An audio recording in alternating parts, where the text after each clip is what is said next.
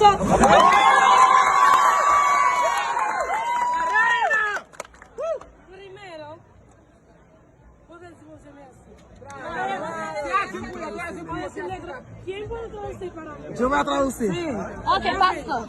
Pastor, Cuando decimos merci, quiero agradecer al Señor, primeramente, por tout ça le fait, pour tout ça pour me faire. por lo que la ha hecho y lo que hará por mí.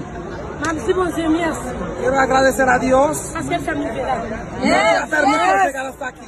Rêve ça me dégaine depuis que tout petit.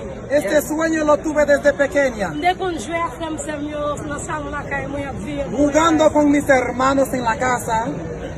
Entonces, je dis à me arriver en finale. Pues hoy llegué en la final, Pas gagné, c'est normal. no gané, es normal, Parce qu'il n'y a pas de moment pour moi. porque no fue mi momento.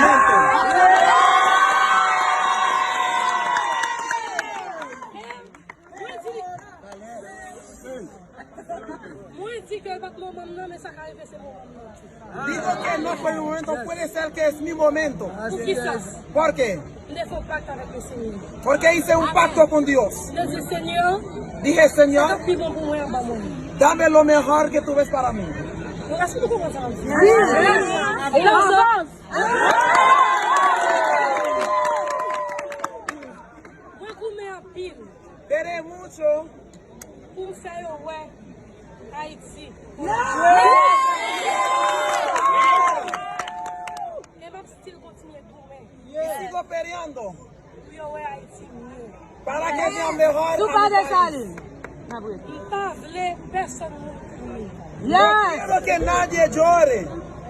Et content pour vous. Allez, tu vas sortir là.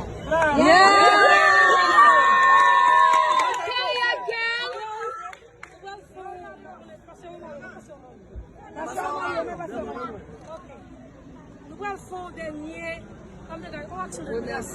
Vamos a hacer una acción de gracia. Yes, girl.